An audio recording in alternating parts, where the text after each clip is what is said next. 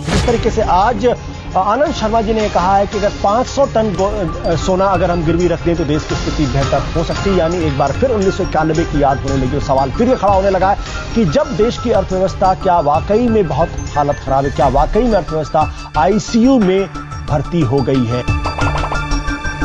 मनमोहन सरकार पर घोटाले का सबसे बड़ा अटैक हुआ है। 2G घोटाला, कोयला घोटाला, मनरेगा घोटाला, एक के बाद एक 3 घोटाले की फाइल आज खुली। मनमोहन सरकार घोटाले के जाल में ऐसे फंसी है, जितनी कोशिश निकलने की होती है उतना ही सरकार फंसती जा रही है। दिल्ली हाईकोर्ट के गेट नंबर 5 के करीब आज सुबह 10:14 पर एक जोरदार धमाका हुआ, जिससे आसपास का पूरा इलाका दहल गया।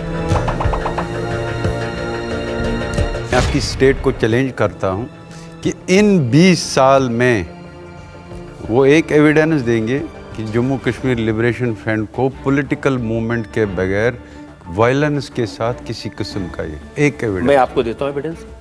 11 फरवरी 2013 को आप इस्लामाबाद गए, अफजल गुरु को फांसी पर दी जाने के खिलाफ आपने वहां पर अनशन किया और हाफिज सईद आकर आपकी गोद में बैठ गए।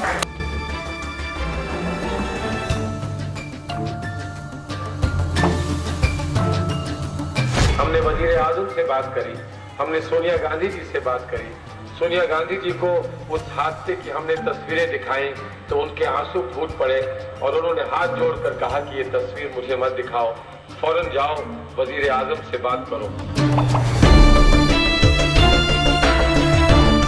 सुप्रीम कोर्ट में अयोध्या मसले की सुनवाई को अगले लोकसभा चुनाव तक टालने की दलील देने के बाद सुन्नी वक्फ बोर्ड के वकील कपिल सिब्बल चौतरफा घिरते दिख रहे हैं। पीएम मोदी और बीजेपी के हमले के बाद अब उस सुन्नी वक्फ बोर्ड ने ही सिब्बल से किनारा कर लिया है, जिसका पक्ष रखते हुए उन्होंने सुप्रीम कोर्ट में दलील दी थी।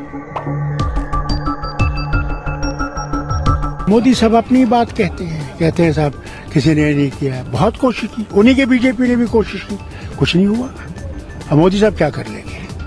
अब 370 की बात करते हैं, वो कभी भी अगर वो 10 दफा भी हिंदुस्तान के प्राइम मिनिस्टर बनेंगे वो 370 को नहीं छू सकते।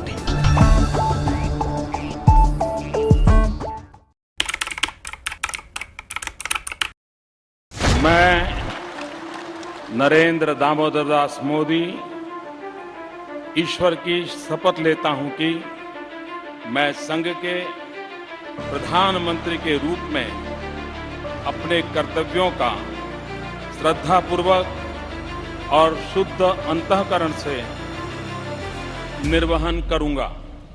कृषि हो, उत्पादन हो, सर्विस सेक्टर हो, खनन हो, भारत हर तरफ से बढ़ भी रहा है। भारत की अगर अर्थव्यवस्था की बात करें तो बड़े देशों की तुलना में भारत तेजी से आगे बढ़ भी रहा है और दुनिया भर में अब यह कहा भी जा रहा है कि इस मंदी से भारत दुनिया की मदद कर भी सकता है। कांग्रेस सांसद धीरज साहू के ठिकानों से आयकर विभाग की टीम ने अब तक 300 करोड़ रुपए बरामद किए हैं और ये आंकड़ा कहा जा रहा है कि अभी और बढ़ सकता है, क्योंकि धीरज साहू के ठिकानों पर नोटों की गिनती लगातार जारी है। भारतीय सेना ने सर्जिकल स्ट्राइक्स कल उन लॉन्च पैड्स के ऊपर किए हैं।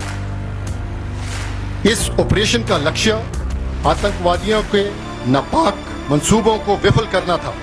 धारा 370 5 अगस्त 2019 और 6 अगस्त को इस महान सदन ने धारा 370 को समाप्त। के अलगाववादी संगठन JK-LF के मुखिया यासीन मलिक को श्रीनगर में गिरफ्तार कर लिया गया है।